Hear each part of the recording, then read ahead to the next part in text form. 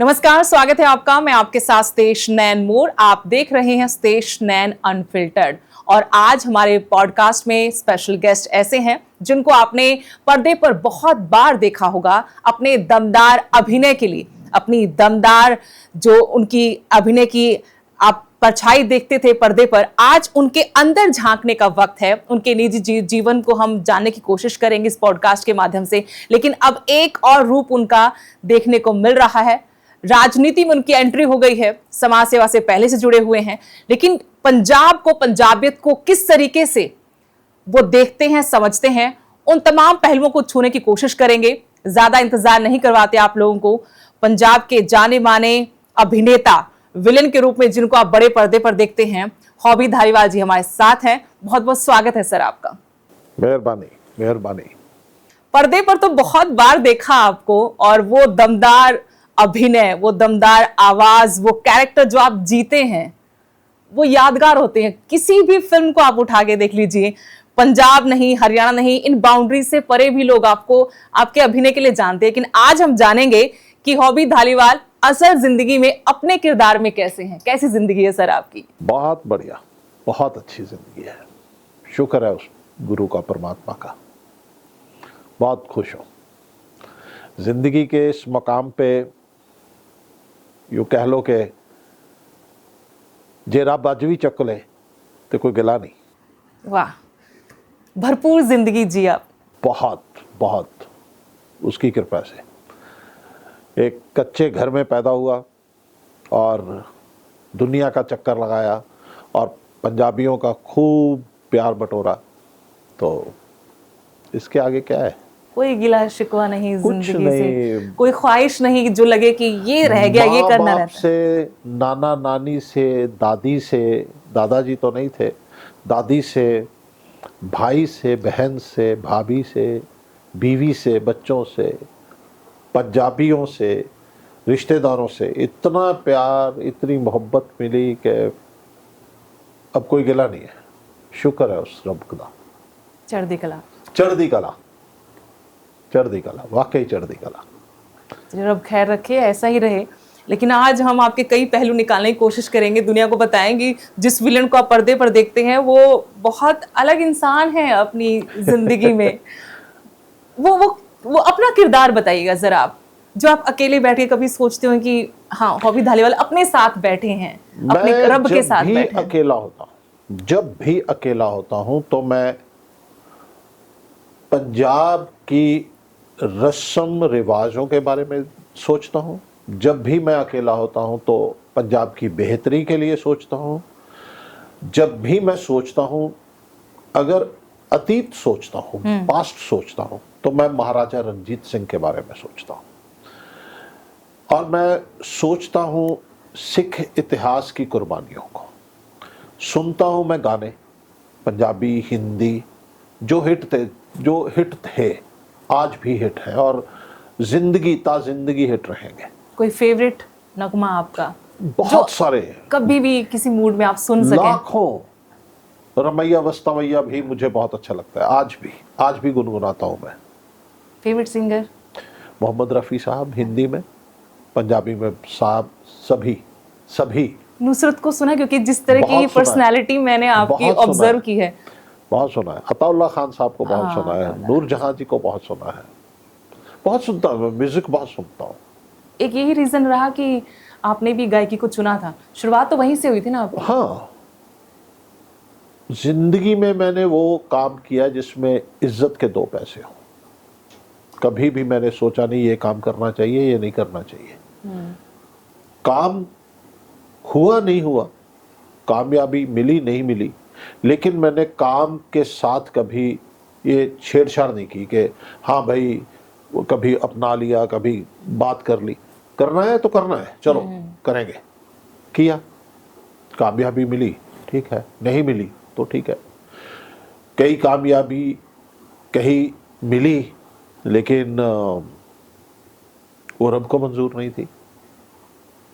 ठीक, मलेरकोटला में जब मैंने लाइफ शुरू की तो एक फैक्ट्री लगाई थी कॉर्रुगेटेड कार्टन्स की, नहीं चली। 2-3 साल इतनी मेहनत की उसमें, इतनी मेहनत की मैंने, दिन रात एक करके रखा। और अगर मैं आपको एक रूट बताऊं ना, पंजाबियों को तो समझ आएगा, वो करीब करीब 250-300 किलोमीटर का था। और जून 9 को, 9 जून 45-47 डिग्री टेम्परेचर में स्कूटर पे मैंने एक दिन में निकाला था। ठीक, उसका पेमेंट्स लेनी और ऑर्डर्स लेने और कोई कंप्लेंट्स है उसको क्लियर करना, तो आधा पंजाब घूम लिया था। ऐसी भी मेहनत थी, लेकिन फिर मैंने कामयाबी मिली मुझे, और मैंने उसी फैक्ट्री में घर बनाया ताकि मैं और मेरी वाइफ दोनों मिलके उसमें मेहनत कर सकें, और कामयाब भी हुए। इतने कामयाब हो गए कि बस यूं थे कि बस अब जिंदगी चल पड़ी। इतने में वहाँ पे एक रॉबरी हुई मेरे घर में, सब कुछ लुट गया एक रात में, आंखों के सामने। आंखों के सामने। वही थे, मेरे दोनों बच्चे भी वही थे, और हम बैठे रहे, वो लूटते रहे घर। और बस वो एक रात थी कि सुबह को मेरी वाइफ इतना डर गई थी, मैं भी, डर तो होता ही है। तो एक रात में हमें मलेरकोटला छोड़ना पड़ा। हालांकि मेरा और मेरी वाइफ का, हम दोनों का एक बहुत प्यारा सर्कल है वहाँ पे फ्रेंड्स का, और हम आज भी जब हमें मलेरकोटला उस सर्कल से कोई अच्छी खबर मिलती है तो खुशी बहुत होती है, और अगर कोई बुरी खबर खुदा ना करे मिलती है तो दुख भी बहुत होता है। हम उसी सर्कल में घूमते हैं, और नया सर्कल हमसे बना ही नहीं है उतना अच्छा, उतना बड़ा। लेकिन एक रात में ही हमें पटियाला आना पड़ा, छोड़ना पड़ा। तो इसलिए काम के लिए मैंने कभी नहीं सोचा। जिस जगह से इज्जत के 2 पैसे मिलते हैं वो काम कर लो। किया, बहुत किए, बहुत छोड़े। आजकल फिल्में कर रहे हैं, मजे में हैं। दमदार अभिनय कर रहे हैं आप, फिल्में नहीं कर रहे सिर्फ। और वो बात ये है कि पहली बार जब अभिनय किया था, माफी चाहता हूँ, मैं हिंदी में बहुत अच्छा नहीं हूँ। बहुत अच्छे हैं ये हिंदी में, हालांकि इन्होंने एक कंट्रोवर्शियल स्टेटमेंट भी दी थी कि मेरे घर में पंजाबी ही बोलना अलाउड है। हाँ, उसको लेकर कुछ लोगों को ऑब्जेक्शन हो सकता है कि आप सिर्फ पंजाबी ही क्यों, हिंदी क्यों नहीं। और आजकल तो बीजेपी में है तो शायद इनके अपनों को भी कोई दिक्कत हो इस बात नहीं, से। ऐसा नहीं है। वो घर तो मेरा है ना, पर्सनल है। वो बाहर तो मैं भी बोल रहा हूँ, आपके साथ बैठा हूँ, बोल और रहा हूँ ना। अच्छी बोल रहे हैं आप। अभिनय, मैं बात भूल गया। अभिनय, अभिनय। अभिनय जब मैंने पहली बार काम किया ना फिल्मों में, तो मुझसे उतना अच्छा नहीं हुआ। लता जी की एक लाइन मुझे हमेशा याद रहती है, एक बात याद रहती है कि लता जी को किसी ने पूछा कि जब भी आप अपना एक सुपरहिट सॉन्ग सुनती हैं तो आप क्या महसूस करती हैं। उन्होंने कहा कि मैं अपने आप को कोसती हूँ कि लता तूने ये गाया, आप इससे बहुत अच्छा गा सकती हो। तो वैसे ही मुझे लगता है, हमेशा लगता है कि नहीं यार, ये काम ऐसे होना चाहिए था, इसको डायलॉग ऐसे बोला है, इसको डायलॉग को ऐसे बोलना चाहिए था, लाउड बोला है, अंडर प्ले करना चाहिए था, इसको ऐसे, ये लफ्ज़ ऐसे नहीं होना चाहिए था, ऐसे होना चाहिए था। देखता हूँ मैं तो, लेकिन मेरे पंजाबी लोगों का शुक्रिया भाई, बहुत बहुत मेहरबानी, इनका प्यार है कि कर रहा हूँ, अभिनय कर रहा हूँ, और ठीक है। कोई ऐसा किरदार आपको जो अभी भी बार बार जहन में आता हो, जिससे निकलने, जिसको करने में मजा आया हो लेकिन उससे निकलने में मुश्किल आपको आई हो? मंजे बिस्तरे 1 फिल्म में गिप्पी के फादर, जोरा 10 नंबरिया का वो विलन, उनमें मजा आया। लेकिन निकला इसलिए नहीं कि आज भी मैं सोचता हूँ वैसा किरदार एक मिलेगा, फिर करूँगा, फिर अच्छा लगेगा, बेटर करूँगा। अब थोड़ी थोड़ी लोगों को देख के, बाकी को स्टार्स को देख के, बड़े बड़े अदाकारों के साथ जब काम किया मैंने, तब सीखने को मिला। वो उनसे सीख लेके मुझे लगता है आज मैं थोड़े से लफ्ज़ चेंज कर लेता हूँ और भारी भरकम हो जाते हैं, या लोगों की पसंद के लफ्ज़ आ जाते हैं। वो वो करना चाहता हूँ एक बार फिर से। यही रोज करना चाहते हैं आप?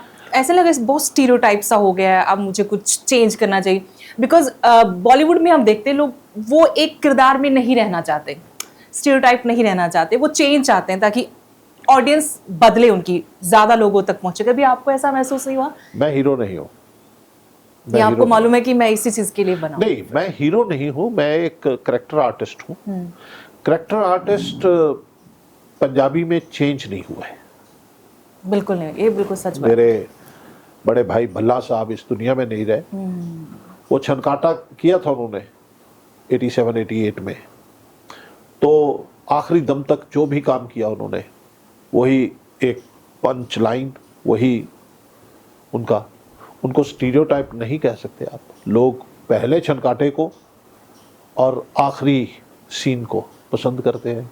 गुरप्रीत घुगी पाजी, बहुत सारे कलाकार हैं, योगराज बाजी जिसकी मैं झूठ खाता हूँ। मतलब आप बहुत ज्यादा मिलते हैं, लोग बोलते होंगे आपको अक्सर जब मिलते होंगे आपके फैंस। अरे मुझे मतलब यहाँ तक के योग पाजी माफी चाहना, मुझे एक दो क्यों 10 बार ऐसा हुआ है कि और भाई साहब पिक्चर खिंचवाना है, हमने बैठना है, देखना है और बातें करनी है। अच्छा यूवी का क्या हाल है? मैं कहता हूँ जी ठीक है, और मैं वहीं से निकल के सबसे पहले माफी मांगता हूँ अपने भगवान से, उस फैमिली से और योग पाजी से कि उनको मैं बता नहीं पाया कि मैं योगराज नहीं हूँ, मैं हॉबी धालीवाल हूँ। यूवी मेरे बच्चों जैसा है, मेरा बेटा नहीं है, और आप गलत थे। मैं तीनों को कुछ नहीं बताया, मैंने निकल जाता हूँ, लेकिन माफी मांगता हूँ अपने आप से, अपने भगवान से। ये हुआ है मेरे साथ 10 बार हुआ है, तो मुझे मालूम भी पड़ता है, लेकिन अच्छा लगता है जब अरे मेरे बाप समान है, समर्पित है वो। क्रिकेट खेला, दम से खेला, क्रिकेट छोड़ा, फिल्में की और आज तक फिल्में कर रहे हैं। मेरा तो उनके सामने इतना सा भी वो नहीं है, योगदान नहीं है फिल्म इंडस्ट्री में उनके सामने, लेकिन फिर भी लोग कंपेयर करते हैं, मुझे उनके जैसा समझते हैं। यही मेरे लिए बहुत बड़ी बात है, बहुत बड़ी बात है मेरे लिए। अभी जो अपनी इंडस्ट्री है, पंजाब की जो इंडस्ट्री है, उसमें उसका फ्यूचर क्या देखते हैं? स्पेशली मैं पूछना चाहती हूँ जो सिंगर हैं, क्योंकि काफ़ी ग्रो किया है, यंग जनरेशन ने बहुत ग्रो किया है, बियॉन्ड द बाउंड्रीज जाके दुनिया में नाम कमा रहे हैं, बिलबोर्ड्स में आ रहे हैं।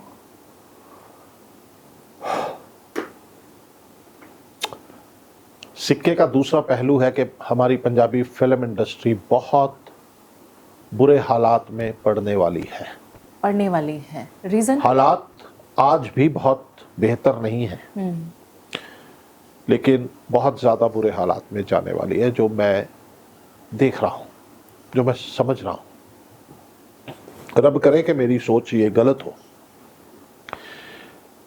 पहली बात तो ये है कि मैं समझ नहीं पा रहा जी।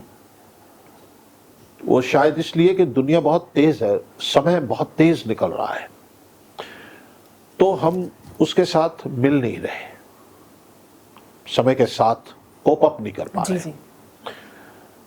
तो इसलिए लोगों का थिएटर से, सिनेमा से मोह भंग हो रहा है। वो सिनेमा, दूसरा इकोनॉमिक्स। अगर किसी सिनेमा हॉल में, मॉल में आप फिल्म देखना चाहते हो, जा रहे हो विद फैमिली, तो 5-6 हज़ार में पड़ती है। हर एक हफ्ते एक पंजाबी फिल्म, एक हिंदी फिल्म, एक इंग्लिश फिल्म, एक मलयालम फिल्म, एक तमिल फिल्म हिंदी में डब होके सिनेमा में लग रही है जी। और पंजाबी और हिंदी भाषाएं जो है वो एक दूसरे के बहुत नज़दीक हैं। अगर पंजाबी बंदा आराम से पंजाबी बोले तो हिंदी बोलने वाला उस भाषा को समझ लेगा, बोल ना पाए वो अलग बात। अच्छा समझ लेते हैं, बिल्कुल अच्छा समझ लेते। तो इसलिए वो 5,000-6,000 रुपया एक रात में खर्चने वाला आदमी 100 बार सोचता है कि मैं पंजाबी क्यों देखूं, मैं हिंदी क्यों ना देखूं। हमारी फिल्म का बहुत ज्यादा बजट हो तो 7-8 करोड़, 10 करोड़, चलो गिप्पी भाई और दिलजीत पाजी उन्हों दियां फिल्मां दा जो होता है बजट वो ज्यादा हो सकता है, लेकिन जनरली 7-8-10 करोड़ तक होता है जो बड़ी फिल्में हैं। उनकी छोटी फिल्म, हिंदी की जो छोटी फिल्म है, रोज 100 करोड़, 150 करोड़, 50, 70, 80, 90 करोड़ रुपए का बजट होता है। तो बजट सिर्फ एक्ट्रेस का नहीं होता, बजट फ्रेम का होता है, टेक्निकल टीम का होता है। तो टेक्निकली हमसे वो बेहतर हो जाते हैं। तो वो कंपटीशन है जो, इसलिए मोह भंग हो गया, नहीं आते इकोनॉमिक्स के लिए। घर पे फिल्म देखनी है, इवन मैंने फिल्म देखनी है टीवी पे, जब भी जरूरत पड़ी तो पॉज कर लिया, खाना खाया, फिर बैठ के फिर स्टार्ट कर ली। वहां तो आप बंदिश में हो, 2 घंटे बैठो, ठीक। और कॉन्टिन्यूसली हमारी फिल्म में फ्लॉप हो रही है। पंजाबी की बहुत सारी फिल्में, ज्यादातर फिल्में फ्लॉप हो रही हैं। उसके जो बजट वो जो आते हैं कि इतनी की सेल हुई, इतनी टिकटें बिकी, इतना कर लिया रेवेन्यू, मेरे हिसाब से वो गलत होता है, झूठ होता है। यस, वो झूठ होता है, सच नहीं है। ऐसी सीधी और साफ बातें भी हॉबी धारीवाली कर सकते हैं। उसमें डर भी क्या है, उसमें डर क्या है? क्योंकि इस दुनिया को बहुत चमका के पेश किया जाता है, गलत बहुत है ना? ग्लोरीफाई करके कब पेश किया जाता है। कब तक आप डार्क साइड दिखा रहे हो। कब तक? बहुत सारे तरीके हैं, पैसा कमाने का तरीका है पंजाबी मतलब फिल्म इंडस्ट्री में। वो मुझे भी मालूम नहीं था, मेरा बेटा आजकल फिल्म इंडस्ट्री में है, स्ट्रगलर है, वो बताता है मुझे कि म्यूजिक इंडस्ट्री में यहां से पैसा आता है, यहां से पैसा आता है, यहां से पैसा आता है। आप ये कह सकते हैं कि म्यूजिक इंडस्ट्री ग्रो कर रही है, फिल्म इंडस्ट्री ग्रो नहीं कर रही पंजाब में। यस, जो हम पंजाब देख रहे हैं वो हम सिंगर्स के थ्रू देख रहे हैं, वो यूट्यूब पे या किसी ऐप पे वो देख रहे हैं, वो देख रहे हैं। यस, और एक हमारे बहुत बड़े पंजाबी के म्यूजिक डायरेक्टर हैं चरणजीत आहूजा साहब। जी जी। आहूजा साहब ने आजकल मोहाली में ना एक स्टूडियो लगाया हुआ है, आहूजा स्टूडियोज। वहां पे मैं डबिंग करने गया तो मैंने पूछा कि बापा जी संगीत आजकल क्या चल रहा है? उन्होंने आंखें भर ली और बोले कि बेटा गाना मर गया। और सच में अगर देखें तो गाना मर गया। न झटको जुल्फ से पानी ये मोती टूट जाएंगे, कब आया था गाना? कांटों से खींच के मैं आंचल, कब आया था गाना? बैजू बावरा कब आई थी फिल्म? मुगले आजम कब आई थी? तब के गाने आज भी चल रहे हैं। मोहम्मद सदीक साहब, चांदी राम जी, नुसरत फतेह अली खान साहब, अताउल्ला खान साहब, नूरजहां जी, पंजाबी गाने शमशाद बेगम, सुरिंदर कौर, प्रकाश कौर, कब गाए थे उन्होंने गाने? आज तक चल रहे हैं और हिट हैं और लोग सुनते हैं, हर जनरेशन। मैं यही बोलने वाली थी कि हम भी उनको सुनते हैं। तो यस, आप बच्चे हो तो आप भी सुनते हैं, हम भी सुरेंद्र जी को सुनते हैं अभी तक। तो आज का कौन सा गाना आपको याद है? कोई नहीं। वो होता है एक हफ्ता 10 दिन वो वाइब्स में रहते हैं हम, लेकिन याद नहीं रहता। तो गाना मर गया, संगीत मर गया। आज वो एक है, बस आया, ट्रेंडिंग में गया, ठुस गया, हिट हुआ, पता ही नहीं चलता कहाँ गया गाना। हिट भी जो मुझे गाना सुनने को मिलता है ऑडियंस में, अपना शादियों में, डीजे पे, किसी क्लब में, तो या घर पे, या मेरा बेटा कहता है कि ये गाना हिट हो गया, या कई बार फेसबुक पे आ जाता है, 10 दिन के बाद होता ही नहीं, कहीं सुनती नहीं है। जब वो पहले सुनते हैं, शादी में गए वो पहले सुनते हैं, लेकिन जब वो लड़के वाली लड़की वाली सब डांस करने लगते हैं लोग मिलके, तो फिर वही पुराने आ जाते हैं, दे दे गेड़ा बाबे पकड़ा। हाँ, ये वाला गाना याद होगा, दे दे गेड़ा। कब आया था? तो इसलिए फिल्म इंडस्ट्री का दौर कैसे अच्छा होगा, ये मेरे लिए फिक्र की बात है। लेकिन आज फिक्र ये है और सही है कि पंजाबी इंडस्ट्री अच्छा नहीं कर रही है। ये तो क्योंकि आपकी ये फील्ड है, ये तो रहेगी आपके साथ, आपके ब्लड में, हमें कहूँगी चला गया अभिनय और ये इंडस्ट्री। लेकिन एक और चीज खतरे में नजर आती है, पंजाबियत। आपको नहीं लगता? नहीं, ये थोड़ा पॉलिटिकल सवाल मैं पूछ रही हूँ, क्योंकि पंजाब को जिस तरह से आज होना चाहिए था, जो पंजाब ने का कंट्रीब्यूशन इस देश के लिए है, पंजाब को वो मिला नहीं। कभी भी नहीं मिला। हाँ, मैं वही कह रही हूँ। हाँ, और अब कभी वो भी नहीं टीस बाहर आ रही है। अभी रिसेंटली जो अफेक्ट हुआ है पंजाब फ्लड की वजह से, लोगों में जो एकजुटता दिखी, उसके पीछे एक बड़ा गुस्सा है भी है, जो शायद मेन स्ट्रीम मीडिया ना देख पाए। नहीं है, गुस्सा नहीं। पंजाबी लोग जो है, ये बात अगर पंजाबी में कहनी होती ना मुझे, पंजाबी में बोल दीजिए। पंजाबी च है कि पंजाबी अणखी बहुत ने, सेल्फ रिस्पेक्ट उनके पास बहुत ज्यादा है। मैं तो यहां तक के कहूंगा कि अगर गलती से किसी परिवार के बच्चे का आपसे मर्डर भी हो गया ना, आप झुक के उनके घर चले जाओ तो वो माफ कर देंगे। अगर किसी के कुत्ते को डंडा मार दिया ना और आप आंखें दिखाते हो, वो आपका कत्ल करने को जाएंगे। ये पंजाब है। और पहली बार मैं गर्व से कहता हूं, खुश हूं मैं, मेरा सीना 10 इंच चौड़ा हो जाता है जब भी आजकल ये मैं बात कहता हूं कि पहली बार पंजाब के साथ पंजाब खड़ा हुआ है। पंजाब ना गिरा है, ना टूटा है, ना झुका है, मरने की तो बात बहुत दूर है, ना डूबा है। नहीं, ये पंजाबी हैं। ये लख करोड़ बार अपनों से गिला शिकवा करें, लेकिन मुझे ये गर्व है कि जब भी पंजाब पे भारी पड़ेगा कोई, तो पंजाबी पंजाबी के साथ खड़ा हो जाएगा। पूरे देश को मान है पंजाब पे, हमेशा था। Yes. एक बार फिर से फक्र है कि अणख है। Yeah. हाथ जोड़ लेंगे, हाथ मिला लेंगे, हाथ फैलाएंगे नहीं। यस। ना स्टेट गवर्नमेंट को देखा, ना सेंट्रल गवर्नमेंट को देखा Yes. पंजाबियों ने। और देखिए, हर एक इंसान, हर एक पंजाबी बाढ़ के क्षेत्र में गया, उन्होंने अपना योगदान डाला, किसी भी तरीके से डाला। लेकिन जो असली मर्द पंजाबी परिवार थे, बेशक वो बच्चा था, बच्ची थी, मां थी, बहन थी, कोई भी था, बुजुर्ग थे, उन्होंने रो के ये नहीं कहा कि हम बर्बाद हो गए, हम मर गए। यह कहा कि बहुत गलत हो गया, डूब गए, निकलेंगे। लेकिन एक लफ्ज बहुत चढ़ के बोला उन्होंने, वो था, कोई गल नहीं, चढ़दी कला गुरु दी कृपा, गुरु ने यही पाउंदा सी, गुरु साहब यही चाहते थे, कोई गल नहीं, चढ़दी कला हैगे या जियोने है ना, कर लांगे, हो जाएगा। इस कौम ने बहुत शदद सही, मतलब अत्याचार सहा है, पहले भी हिस्ट्री रही है इन चीजों से। बहुत इससे बड़ी बड़ी चीजें देखी है पंजाब हाँ, ने। तब पंजाब तब भी बॉर्डर स्टेट था।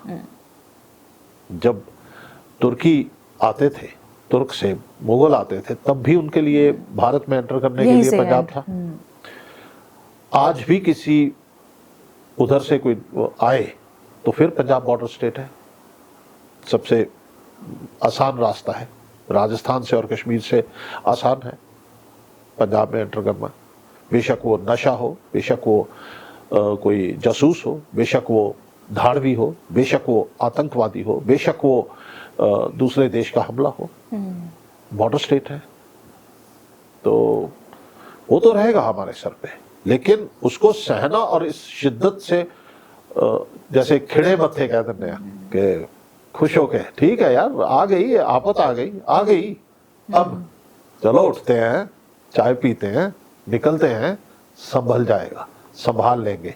ये है ना, ये पंजाबी है ना, ये सबसे बड़ी बात है। और इंडस्ट्री के लोगों ने, कलाकारों ने बढ़ चढ़ के अपना, अरे हर एक ने, सिर्फ बात ये थी कि उनको पहचानते हैं लोग, बिल्कुल, उनको वो फेसेस पहचानते हैं, हैं, वो फेसेस हैं। अदरवाइज हर एक ने किया, हर एक बंदे ने किया।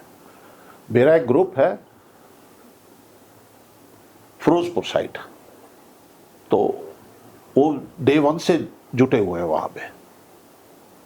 तो जितना मुझसे सेवा ली बाबे नानक ने, वो मैंने भी की, सभी ने की, सब करेंगे आगे भी। लेकिन 18-18 फुट पानी, 15-15 फुट पानी, 11 फुट हमारी छत होती है, दूसरे माले पे भी पानी चला गया। लेकिन फिर वो चढ़ती कला, ट्रैक्टर बह गए, डंगर मर गए, इक्विपमेंट्स बह गए, रेत चढ़ गई 5-5 फीट, पानी पीछे आया, बात की, चढ़ दी कला, कोई गल इसमें नहीं। कोई साजिश आपको लगती? नहीं, क्योंकि ये चीजें भी आई, इसको पॉलिटिकली कहे या जैसे नाकामी। किसकी नाकामी? पंजाब गवर्नमेंट गवर्नमेंट की, पंजाब सरकार पहले भी और जब आ गई तब भी, आप मानते हैं आने के बाद भी आपको गवर्नमेंट नहीं जी दिखी? जी जी जी जी जी दोनों। ये मैन मेड नहीं है, ये नाकामी है, बेवकूफ़ी है, पागलपन है, जिद है। देखिए आज का जो मौसम का जो डिपार्टमेंट है, विभाग है, वो आपको आने वाले 10 महीने का अनुमान बता देता है। तो इस बार तो अनुमान था, इन्होंने जनवरी से, ये मैं सुनता आ रहा हूं, तो क्या पंजाब गवर्नमेंट को नहीं सुनाई दिया कि भाई बहुत सारी बारिश होने वाली है, तो इसलिए टैंक्स खाली कर लो, धीरे धीरे पानी निकालो, और पानी निकलेगा तो हरियाणा को जाएगा, हाँ, पानी निकलेगा तो धीरे धीरे दरिया में जाएगा, पानी निकलेगा, पानियां दे रखे असी नहीं दिंदे हरियाणे को। शायद वो जिद थी कि नहीं, बारिश आए ना आए, हमारा पानी कैसे सूख जाएगा, फिर सूखा पड़ जाएगा, नहीं निकालना, नहीं छोड़ना। शायद वो बेवकूफ़ी थी, वो पागलपन था। और दूसरी बात, 12,000, ये दांव भी तो था, हो सकता था, दांव भी तो था, आपको नहीं लगता दांव लगाया जा रहा था, क्योंकि वोट की राजनीति तो करनी है। नहीं, और इसमें ऐसा दांव खेलने से तो राजा कि हम तो योद्धा है जी, पानी एक बूंद नहीं देंगे हम लोग हरियाणा को। नहीं बेटा, हमारे जो हेड ग्रंथी हैं, यानी हरप्रीत, ज्ञानी रघुबीर जी, वो आए थे और उन्होंने अरदास की, हाँ, और उन्होंने बेबाक होके बोला कि ये जो मैं आज बोलूंगा ना यार, ये चला देना, काटना मत। और उन्होंने कहा कि जिस राजे को अपनी प्रजा को संभालना नहीं आता, राज करना नहीं आता, उसको मर जाना चाहिए। बहुत बड़ी बात है। और इतने बड़े ओहदे पे सिख धर्म के हमारे हेड ग्रंथी हैं वो, ठीक है, इतने बड़े ओहदे पर वो रोते हुए अरदास कर रहे हैं, तो सोचिए कि वो पंजाब की आत्मा कितनी दुखी होगी। मैं बेटा आपको एक बात बताऊं, कोई मुझे कायर कहे, कोई मुझे कुछ भी कहे, मैं आज तक मोगा क्रॉस नहीं किया जिस दिन से बाढ़ आई। मैं इमोशनल बहुत हूं, और मैं पहले बोल चुका हूं कि मैं सिर्फ पंजाब की बेहतरी के लिए सोचता हूं। मुझे एक दिन वीडियो दिखाई, सिमरजीत संधू मेरा छोटा भाई है, फिरोजपुर के पास है, हमारा एक इंटरनेशनल अंतरराष्ट्रीय जट ग्रुप बनाया हुआ है, जट भाईचारा। तो हम बार बार उसके जरिए लोगों तक राहत पहुंचा रहे थे, कैसी भी हो, किसी भी तरीके से। तो उसने मुझे इतनी वीडियोस दिखाई लाइव, जब भी वो पानी में जाता था तो मुझे वो वीडियो दिखाता था। मुझे ऐसा लगा कि मैं मर जाऊंगा वहां, इतना इमोशनल था मैं। और आज भी मेरा वो जिगरा नहीं पड़ रहा कि मैं वहां पे जाऊं। आज भी मैं माफी चाहता हूं, डर रहा हूं उस भगवान की क्रोपी से, डर रहा हूं मेरे पंजाब के भविष्य से। क्या होगा, कैसे होगा, कैसे करेंगे, कैसे होगा। 5 फीट रेत, उसमें मट्टी है, वो कोई नहीं खरीदने वाला। कैसे उठाएंगे, कहाँ फेंकेंगे, कब धरती निकलेगी, कब जोतेंगे, कब बोएंगे। बोर बंद है, घर ढह गए, डंगर मर गए, धरती खराब हो गई। कैसे निकलेंगे ये मुझे मालूम है, निकाल लेंगे, लेकिन डर लगता है, रोना आता है। वो मंजर हम सोच भी नहीं सकते जो उन लोगों पर बीत रही है, लाखों लोगों पर। इसका सब खत्म हो गया। कितनी कृपा गुरु रामदास पातशाह दी उस एरिए ते, किन्ने महान लोग ने। मैं तो कहता हूं कि वाकई तुसी योधे हो यार, पंजाबी हो, तुसी योधे हो। एड्डी वड्डी ਮਾਰ ਪੈਣ ਤੋਂ ਬਾਅਦ ਵੀ ਤੁਸੀਂ ਹੱਸਦੇ, ਤੁਸੀਂ ਲੰਗਰ ਲਾਈ ਬੈਠੇ ਹੋ यार, खीर के लंगर, गुलाब जामुन चारों के तरफ लंगर, पानी आओ है, इतने से वो और बांध इतने इतने उसमें पानी में लंगर। औरत खड़ी है और खिड़की से बोल रही है नहीं पुत्र सब कुछ है, तुसी आ जाओ, थानू चाह पिलाउणी है।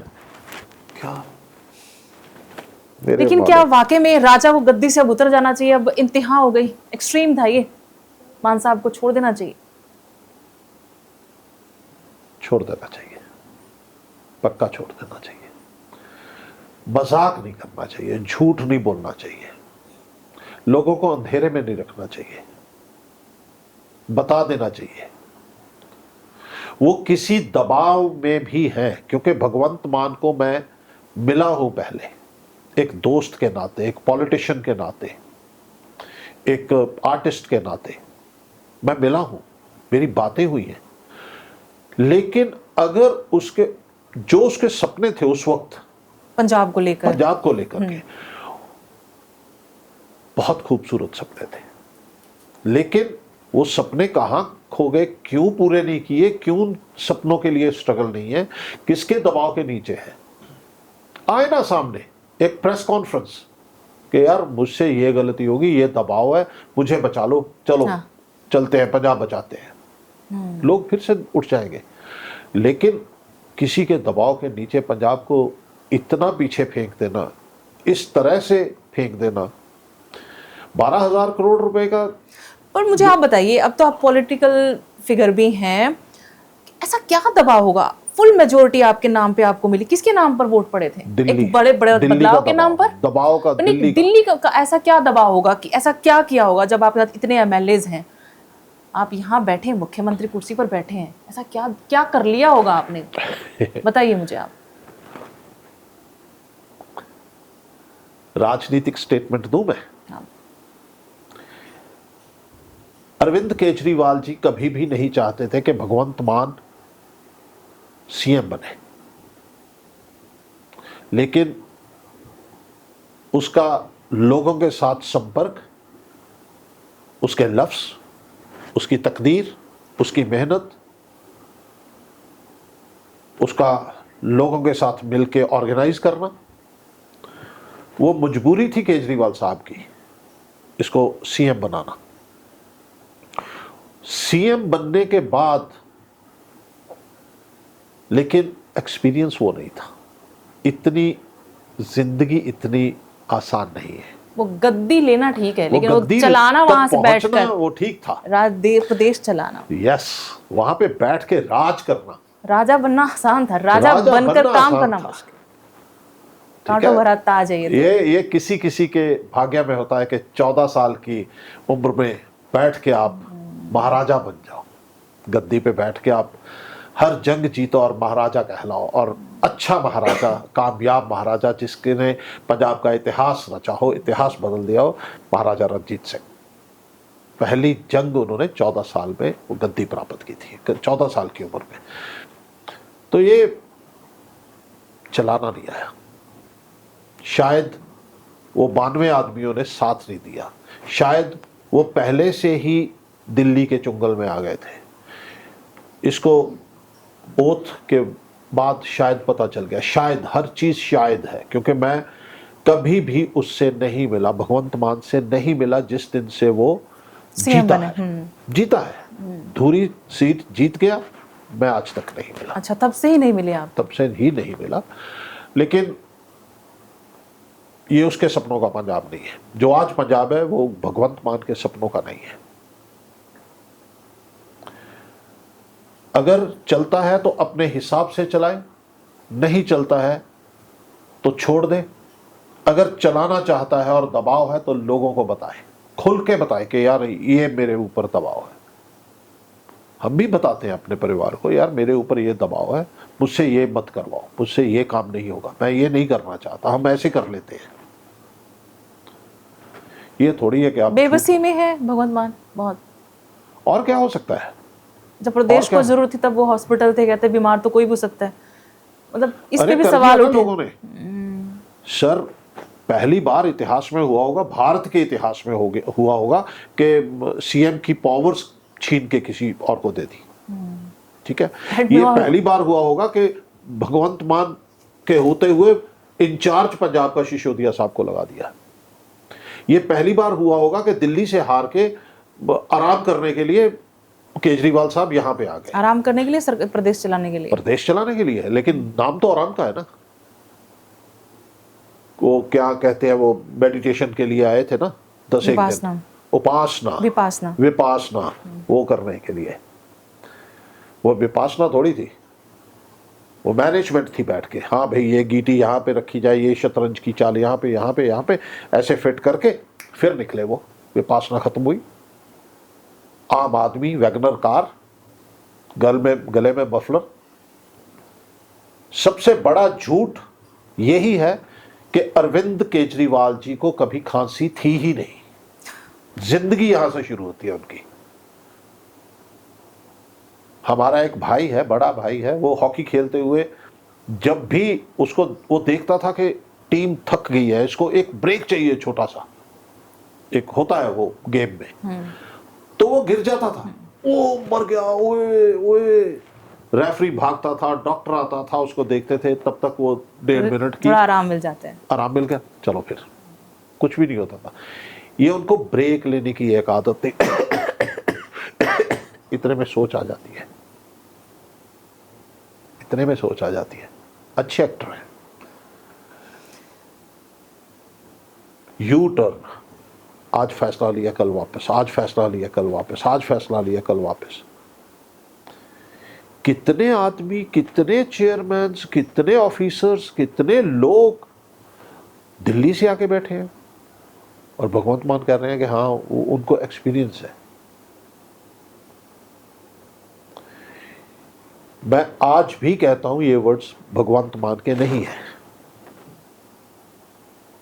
अरे हम 25 लोग बैठे हैं, वो किसी को माइक नहीं देता था, बोलने नहीं देता, वो किसी की बात नहीं मानता। अब जब पॉलिसी समझाने की बात आई थी, लैंड पूलिंग पॉलिसी, तो उन्होंने अधिकारी को थमा दिया कि उनको पता ही नहीं ये पॉलिसी में है क्या। तो फिर पंजाब किसके हाथों सुरक्षित है? देखिए, इसलिए नहीं कि मैं बीजेपी से, इसलिए मैं ये कहता हूं कि जितनी देर सेंट्रल गवर्नमेंट और पंजाब गवर्नमेंट एक नहीं होती, जिस हालात में पंजाब है उभर नहीं सकेगा। बीजेपी पे ट्रस्ट करेगी पंजाब की जनता, पंजाब के लोग? लेना चाहिए, करना चाहिए। क्यों? बुरा क्या किया है भाई? बीजेपी ने गलत क्या किया है? बीजेपी ने गलत क्या किया है? पंजाब का, पंजाबियों का। हाँ, इतना विरोध क्यों है पंजाब में बीजेपी को लेकर? देखिए, आप तो लोगों से कनेक्ट रहते ना, उन लोगों से जहां शायद एसी में बैठे हुए पॉलिटिशियन नहीं रहते। देखिए, पंजाब की साइकी भारत के लोगों से अलग है, भारतीयों से अलग साइकी के लोग हैं ये। बहुत सारी एग्जाम्पल्स हैं, लेकिन वो जो पहली बात है कि गलती से किसी का कोई मर गया ना आपसे, आप चले गए तो माफ कर देंगे। कुत्ते का मारा हुआ डंडा भी आपको, अगर आप आंखें दिखाएंगे, ये माफ करने वाले नहीं है, ये सुप्रीम कोर्ट तक जाएंगे लड़ते हुए। ये साइकी है, ये साइकी सिखों की नहीं है, ये साइकी पंजाबी की है, भले वो मुस्लिम हो, हिंदू है, सिख है। ये एक जज्बा है, एक डीएनए पंजाब का, पानी है लोगों में। क्या ये एक डर है या फिर एक हम कह सकते कि डाउट है कि बीजेपी हिंदू पार्टी है? यस, ये है, ये है। और फिर वो अपना एजेंडा चलाएगी। सबसे बड़ी बात कि एक ना छोटी सी बात बताता हूं, मैं सभी लोगों को, जितने भी मेरी ये बात सुनते हैं, अपने आप से बात करना। आप गाड़ियां चला रहे हैं, लाखों करोड़ों गाड़ियां हैं, हर गाड़ी में लाइट का एक लीवर होता है जिसको घुमा के लाइट्स ऑन हो जाती है। अब वो जब ऊपर उठाते हैं लीवर तो हेडलाइट चलती है। वो किसके लिए होता है? वो क्यों होता है? वो पॉइंट क्यों होता है? वो बोलेंगे कि जी ऐसे ऐसे कर दो तो आगे वाले को समझ आ जाती है। यही है ना? आपको मालूम है? कैमरामैन साहब पीछे बैठे हैं, उनको मालूम है? नहीं है, नहीं है। वो पॉइंट इसलिए है कि यूरोप में, भारत में, दुनिया में आप हेडलाइट्स नहीं लगा सकते, आप हेडलाइट्स नहीं चला सकते, आपको डिपर पे गाड़ी चलानी होती है। लेकिन आपका विजन कभी कम हो तो आप 1 सेकंड के लिए ऊपर उठाएं, आप लाइट देखें, उसको छोड़ दें, ताकि आपका विजन क्लियर हो जाए, आगे रास्ता क्लियर हो जाए कि हाँ भाई, आपको लगा कि कुछ है आगे, आपने हेडलाइट लगाई, देखा और उसको छोड़ दिया लेबर को। वो पॉइंट इसके लिए है। बस यही बात है कि जो हमारे 3 कानून हैं वो किसने पढ़े?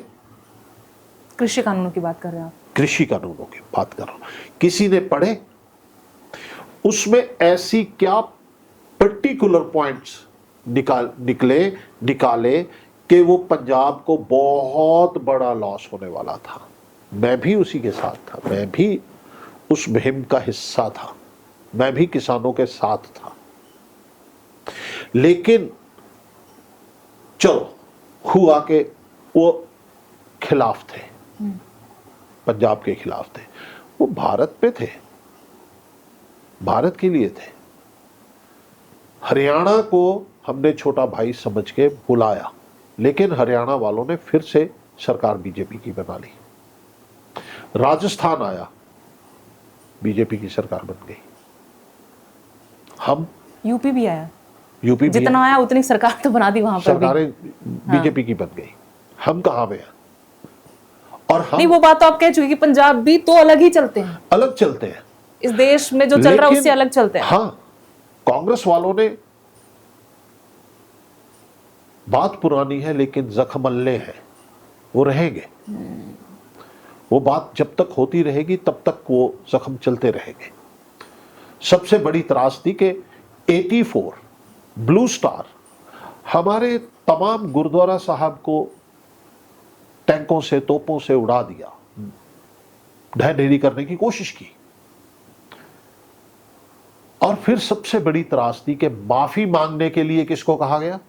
सरदार मनमोहन सिंह जी को, एक सिख को। और हम पंजाबी 3 बार सरकार बना चुके हैं 84 से बाद, 3 बार।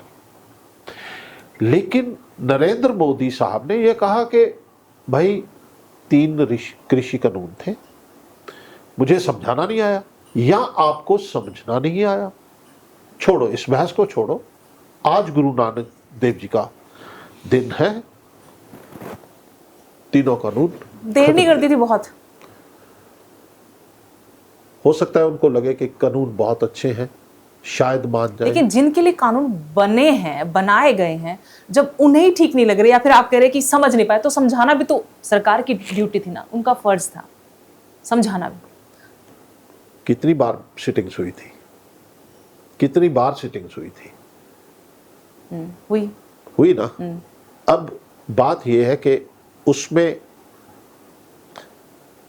आपका एक नारा है, आप एक लीडर हैं। आपके साथ जब वहां पे गए थे धरने के लिए दिल्ली में, तो कितनी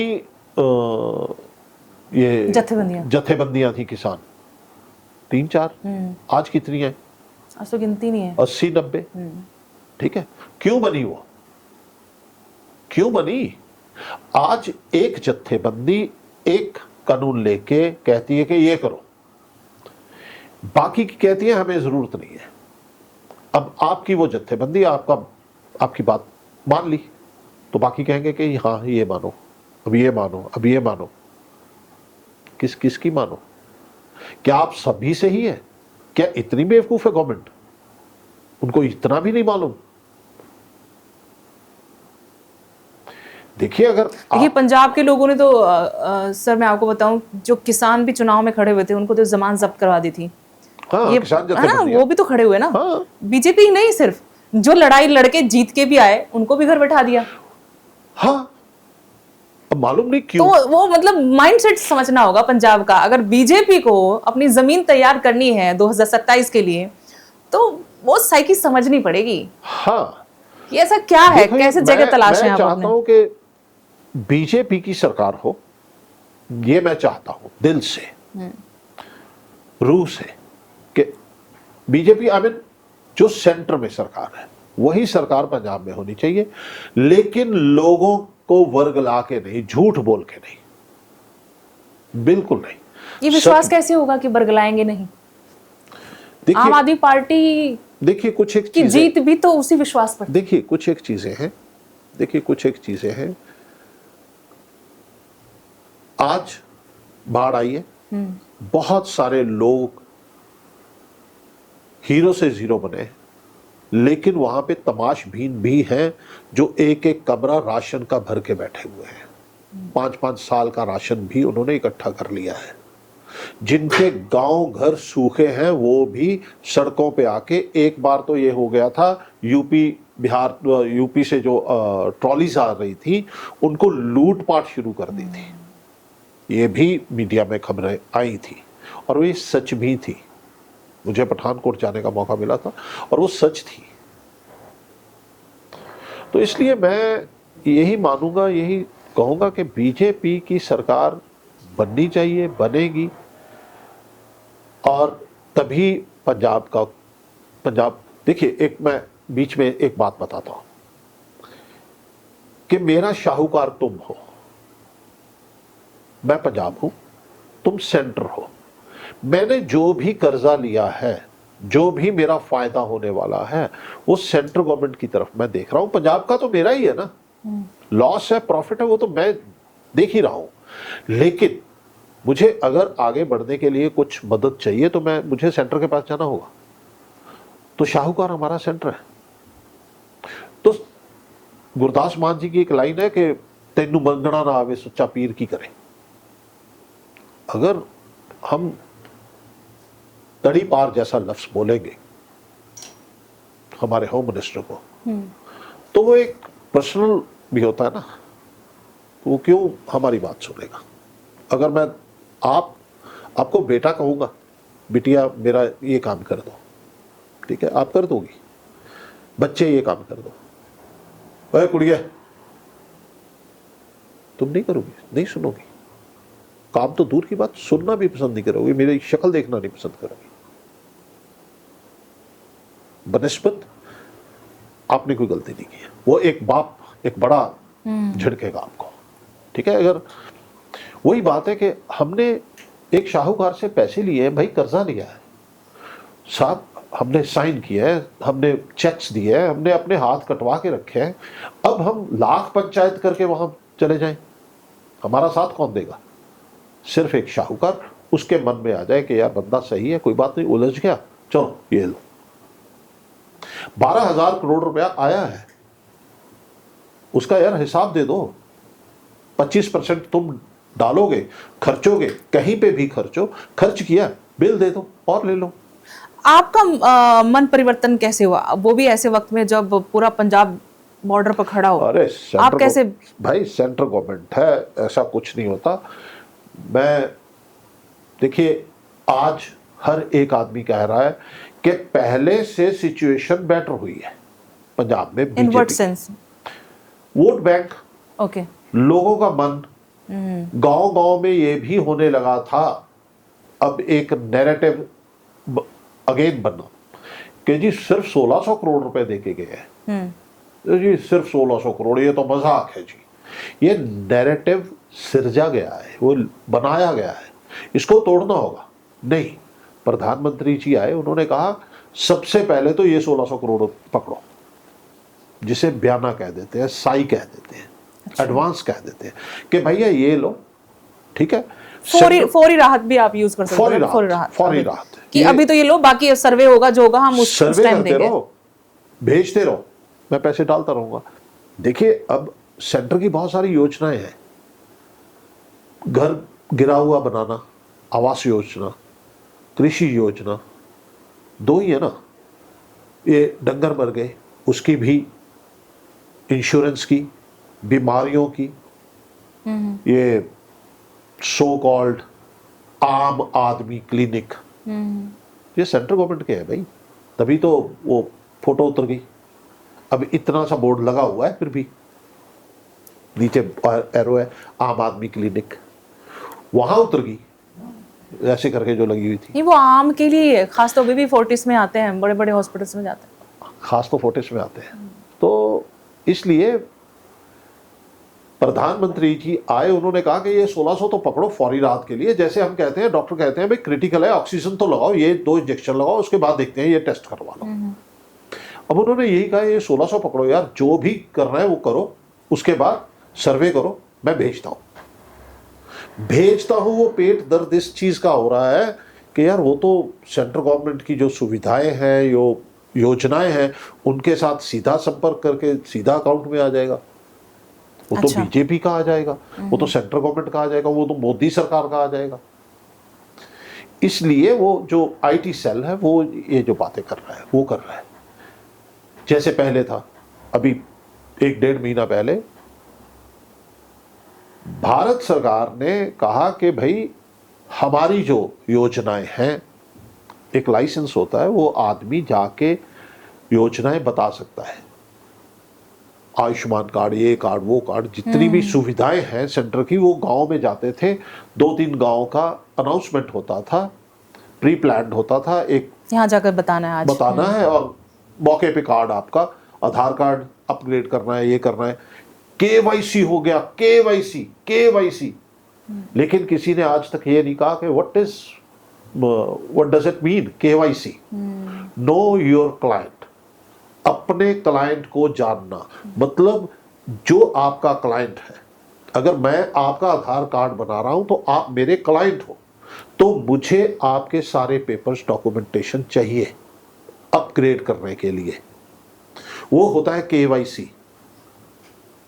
वो हमारे एक मिनिस्टर हैं, फाइनेंस मिनिस्टर, ये केवाईसी के जरिए ये तो ले जाएंगे, ये डाटा इकट्ठा हो रहा है, ये हो रहा है, वो हो रहा है। क्या यार, क्यों झूठ बोल रहे हो, क्यों वर्गला रहे हो यार? इतनी बड़ी लीड पे इतने ज्यादा लोग, पंजाब का एक इतिहास है यार। आपके पक्ष में दिया लोगों ने फैसला, उस फैसले को इंजॉय मत करो, उस फैसले के लिए, फैसले के ऊपर पूर चढ़ो, काम करो यार। करो। जो मैनिफेस्टो आपने दिया लोगों को, उसको पूरा करो, उसको पूरा और अब करो। तो वक्त भी बहुत कम रह गया। अब तो काम वक्त है ही नहीं है, अब तो खत्म है। करने वाले के लिए तो अभी भी बहुत है, लेकिन इतना टाइम देख लिया तो उस हिसाब से उम्मीद कम है ना। और लोगों को वर्ग लाने के लिए ये पहले वो आई थी पॉलिसी, लैंड पूलिंग, कि हाँ औरतों को वहां से पैसे इकट्ठे करेंगे और 1000-1000, 1100 रुपया देंगे। और दूसरी वो आई थी कि पॉलिसी, यहाँ नहीं, अब बाढ़ में तो पंचायतों को, हाँ जी पंचायती जमीनों से हमें बेचकर इतने पैसे दो, लेकिन वो बेचने की बात छुपा लेते हैं। आप 30 करोड़ दो, सरपंच कहाँ से देगा भाई? आपने दिए थे उसको? कुछ दिया है आपने सरपंच को? नहीं ना, बस बात खत्म। ये एक थोड़ा सा पीछे लेके जाना चाहती हूँ मैं, अमृतपाल तक आपको लेके जाना चाहती हूँ। अमृतपाल जब आया और जो बखेड़ा खड़ा हुआ, पूरे देश ने देखा उसको लेके, तब एक चीज और बाहर आई थी कि ये बीजेपी का एजेंट है, ये इम्प्लांट किया गया यहाँ पर। और अब ज्ञानी हरप्रीत को लेकर भी ऐसे आरोप लगाए जा रहे हैं, दीप सिद्धू को लेकर भी ऐसी बातें थी कि बीजेपी के एजेंट हैं, बीजेपी अपनी जमीन इस तरीके से तलाशना चाहती है पंजाब में। किस तरीके से, किस तरीके से? मतलब मैं मानता हूं आपकी बात, पहली बात कि दीप सिद्धू चलो बीजेपी का एजेंट था। कैसे था? मतलब ये आप कह रहे हो, चलो मैं मान लेता हूं कि हाँ वो भाई बीजेपी का एजेंट था। कैसे था? कैसे था? लोग बोलते हैं ऐसा, मतलब नहीं, लोग तो बोलते हैं, मैं भी मानता हूं, मैं भी अमृतपाल को लेके भी ऐसा बोला गया, ये तो मैं समझना चाहती हूँ। मैं भी बोल देता हूं, मेरी समझ के बाहर के काम है ये। हरप्रीत सिंह जी, जत्थेदार जी, वही दल जिसका मेन लीडर है सरदार मनप्रीत सिंह याली, जिसने प्रधानमंत्री को वोट नहीं डाला था कि बीजेपी के कैंडिडेट को मैं वोट नहीं डालूंगा, उसी ने ये सारा अपनी टीम के साथ मिलकर काम किया। वो 5 मेंबरी कमेटी में है। जी जी जी। उन्होंने जत्थेदार साहब को प्रधान बनाया, तो आज वो बीजेपी के हो गए, एजेंट हो गए। अमृतपाल सिंह, भाई अमृतपाल सिंह, उनका सिख धर्म के जो परिपक्व रहे वो, जैसे उन्होंने धर्म को अपनाया है। लेकिन वो लड़का पहले तो दुबई में था, तो कटिंग करता था, तो वो अमृतपाल यहां आकर के भाई अमृतपाल बना। अच्छा हुआ वो सिखिज्म के परिवार में, सिखों के परिवार में जन्मा था, उसने सिख धर्म का रूप धारण किया। यस, अच्छा है, मतलब पूर्ण सिख बना वो, बहुत अच्छा, हर एक को बनना चाहिए, मुझे भी बनना चाहिए, और जो सिख बच्चे हैं उनको भी बनना चाहिए। अचानक से वो सिख बना और इन्होंने बीजेपी का एजेंट बना दिया। कैसे, क्यों? लॉ एंड ऑर्डर जब इनसे संभला नहीं, तो इनका एक आईटी सेल है बीजेपी, अपना ये आम आदमी का, उन्होंने एकदम निकाल दिया। हाँ भाई, संभलता तो है नहीं, बीजेपी का एजेंट बना दो। नहीं, क्या ये डर पैदा करने की कोशिश की जा रही थी, क्योंकि उसको ऐसे पोर्ट्रे किया गया अमृतपाल सिंह को कि जनरल भिंडरावाला की तरह पूरा गेटअप, चाल ढाल, बोल चाल, जैसे कि एक्ट किया करवाया जा रहा। लोगों ने कहा कि ये एक डर पैदा किया जा रहा है, जो पहले यहाँ के हिंदुओं के साथ हुआ था। किसने किया? ऐसा नहीं है, उसकी शक्ल, एक आम लड़का, बढ़िया जिंदगी चल रही है दुबई में, फिर अचानक से उसको अपना सिख धर्म याद आता है, यहाँ के युवा याद आते हैं, फिर वो बोलना, वो गेटअप, सब कुछ चीजें। कल को जितनी मुझ में बुराइयां हैं, इस एज में मैं वो बुराइयां छोड़ के कल को पगड़ी बांध के पूरा गातरा पहन के एक सिख बन जाऊं, उसमें बुराई क्या है यार? मेरा हक है। एक लड़का अपनी मेहनत की कमाई करने के लिए एक ट्रक चला के अपने परिवार का अपना गुजारा कर रहा है, उसको अचानक से आया दिमाग में कि मैं इंडिया में, भारत, अपने पंजाब वापस जाऊं और सिख बनूं। यार, बन गया। उस सिख बनने के बाद उसकी वेशभूषा के साथ वो गेटअप ऐसा लगा जैसे संत जरनैल सिंह जी भिंडरांवाले का गेटअप था। तो उसमें बुरा क्या हो गया? क्या क्या चक्कर पड़ गया? किसने कहा है वो बीजेपी का बंदा है, एजेंसियों ने बनाया है? अभी वो बन गया वैसा। उसने ये सोच के थोड़ा ना बना था शायद कि हाँ जी, मैं ऐसे ऐसे पगड़ी बांधूंगा और मैं संत जरनैल सिंह भिंडरांवाला जैसा लगूंगा और लोग मुझे समझेंगे और मैं ऐसे करूंगा। अगर था तो वो कौन था? हो सकता आप थी, हो सकता है भगवंत मान था, हो सकता है कोई भी हो सकता है कांग्रेस वालों ने किया हो सकता है सोनिया गांधी इसके पीछे हो। ये हो सकता है ना। ये तो एक जर्नलिज्म है, एक येलो जर्नलिज्म है। मुझे भरोसे योग सूत्रों से पता चला है कि उसके बाद आप कुछ भी कहानी लिख दो, वो सच है।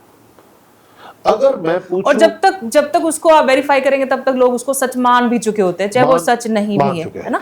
और जब मैं आपको, अगर आप मेरे खिलाफ ऐसा कुछ बोलते हो तो मैं आपको कटहरे में लेके आता हूं, तो आपके पास हक है कानून के मुताबिक कि ये मेरे सोर्सेस ने बताया था, और मैं अपने सोर्सेस तो बताने वाले नहीं हूं, मैं नहीं रिवील करूंगी। इसका नुकसान आपको भी उठाना पड़ा। दीप सिद्धू की मौत को लेकर आपके ऊपर बहुत क्वेश्चन उठा। बहुत बार नुकसान उठाना पड़ा। सोशल मीडिया पे मेरे दोस्त ऐसे हैं जो, यकीन मानो, कि पैसे भी बहुत कमा रहे हैं, फेमस भी बहुत हो गए हैं, सुकून की जिंदगी भी है उनकी। कहीं ना कहीं मुझे मालूम है कि मैं उनसे ज्यादा अच्छा बोल सकता हूं, उनसे ज्यादा पॉपुलर हूं, मेरा सर्कल उनसे बड़ा है, और कंटेंट मैं किताबें पढ़ी हैं या लोगों से मिलने के बाद उनसे कुछ सीखा है, तो मेरे पास ज्यादा नॉलेज है बनिस्बत उनसे। लेकिन मैं आता ही नहीं हूं, सोशल मीडिया पे ही नहीं आता। मेरा एक अपना सुकून है, मेरा एक अपना दायरा है, मेरी एक अपनी प्राइवेट लाइफ है, जिंदगी है। मैं जवाब दे सकता हूं, तो मुझसे कोई सवाल कर सकता है, तो सबसे पहला सवाल मुझसे कोई कर सकता है तो मेरा बाबा नानक है। उसके हर सवाल का जवाब देने के लिए मैं पाबंद हूं। पंजाब को नुकसान हुआ दीप सिद्धू के इस तरह से जाने से? लोगों को हर्ट तो हुआ। सिर्फ लोगों को हर्ट हुआ? पंजाबियत, एक जो मूवमेंट थी, एक कुछ करने का जज्बा था दीप सिद्धू में? बेटा 10 दिन पहले उसको लोग गद्दार कहते गालियां थे, दे रहे थे, गालियां ये तो दे दुनिया रहे है, थे, गद्दार कह सोसाइटी। रहे थे, ठीक है। और भगाया, वो मोटरसाइकिल पे भागते हुए को पीछे से होए होए होए हूट कर रहे हैं, पुलिस पकड़ रही है, पकड़ा गया, कोई उसकी मुलाकात के लिए नहीं गया, 10 लोग गए, किसी ने पूछा नहीं, वो बाहर आ गया, किसी कोई मिला नहीं, अचानक उसकी डेथ हो गई। मैं उस कंट्रोवर्सी में बात ही नहीं करूंगा कि कैसे मर्डर क्यों है क्या है, मर गया। मरने से संस्कार के बीच वो 17-18 घंटे में वो योद्धा कर बना दिया। पहले आप कहां थे? जब उसको गद्दार कहा गया तो आप कहां थे? जब बीजेपी का दल्ला कहा गया तो आप कहां थे? जब एजेंसियों का बंदा कहा गया तो आप कहां थे? जब उसको बेइज्जत करके स्टेजों से उतारा गया आप तब कहां थे? जब वो मोटरसाइकिल लेके इतनी मुसीबत में पड़ गया, वो भागा, आप तब कहां थे? वो जब जेल में था तब कहां थे? अभी पंजाब में आप क्या देखते हैं बीजेपी का फ्यूचर? क्या बीजेपी को अकालियों के साथ आना चाहिए, अलायंस करना चाहिए? अब तो यानी हरप्रीत जी के सरकार साथ आनी चाहिए। कैसे भी आओ, नहीं, नॉट बाय क्रोक, नहीं मतलब कैसे, मतलब अकेले आओ तो बहुत अच्छा है, या फिर किसी के साथ मिलकर किसी के अलायंस? साथ आओ, क्योंकि आपके प्रधान बार बार हर मन से कहते हैं कि अकालियों को साथ आना चाहिए। देखिए, मैंने एक इंटरव्यू में पहले भी कहा है, अगर सरदार सुखबीर सिंह बादल के साथ अलायंस होता है, 5 मेंबरी कमेटी जो पुनर्सुरजीत अब नाम रखा है अकाली दल, उनसे होता है, बेशक भाई अमृतपाल सिंह के साथ होता है, लेकिन पंजाब में बीजेपी का आना लाजमी और जरूरी है। पंजाब का जो हालात है उसको, उस बुरे हालातों से निकालने के लिए सेंट्रल गवर्नमेंट, बीजेपी, मैं फिर कह रहा हूं, मैं इसलिए बीजेपी कह रहा हूं कि बीजेपी की सरकार है इस वक्त। 27 में अगर इलेक्शन होती है उस वक्त सेंटर में बीजेपी की सरकार होगी, है, रहेगी। तो वो 2-3 साल अगर बीजेपी की सरकार यहां पे होती है, सेंट्रल गवर्नमेंट में होती है, तो हम किसान आज 90,000 रुपया मैक्सिमम 1 एकड़ से कमा रहा है। तब भी अगर एक किसान को 10 लाख रुपया बेटा मिल सकता है ना लोन अपने सोर्सेस से, तो वो 13-14 लाख पे बैठा है। और अब जो माझा एरिया डूब गया, वो कैसे उभरेगा? मुझसे लिखवा लो, आज से 5-7-10 दिनों में वहां रेत माफिया बैठा होगा। किसी को 10,000 मिलेगा, किसी को 8,000 मिलेगा, और उनकी मजबूरी है कि उनको देना पड़ेगा अगली फसल की बुआई, अगली फसल के लिए। अगली फसल के लिए उन्होंने आगे बढ़ना है ना। हमारे पास वक्त थोड़ा कम है, आपको भी निकलना पहले से बहुत हमारे देर तो से। किसान ऐसे हैं बच्चे, बाकी लोगों के भगवान ये हैं, बाकी लोगों के भगवान वो हैं। ये एक किसान है दुनिया का जिसका भगवान वो है। बारिश पड़ गई, ज्यादा पड़ गई तो मर गए भगवान, बारिश कम पड़ गई तो मर गए भगवान, ठंडी ज्यादा पड़ गई तो मर गए भगवान, गर्मी ज्यादा पड़ गई तो मर गए। संभाल लेना, ये किसान है। और किसान के ऊपर हर बार मार पड़ती है, आज पड़ी है। हमारा किसान कैसे उभरेगा जब तक उसको इतने पैसे नहीं मिलेंगे?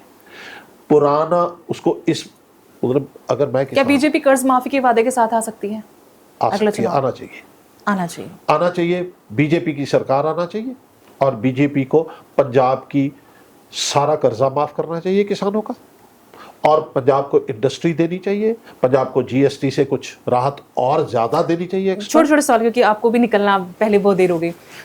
चेहरे के साथ जाएगी बीजेपी, जाना चाहिए बीजेपी को? हर एक पंजाबी को चेहरे को वोट डालनी चाहिए, ईमानदार आदमी को वोट डालनी चाहिए।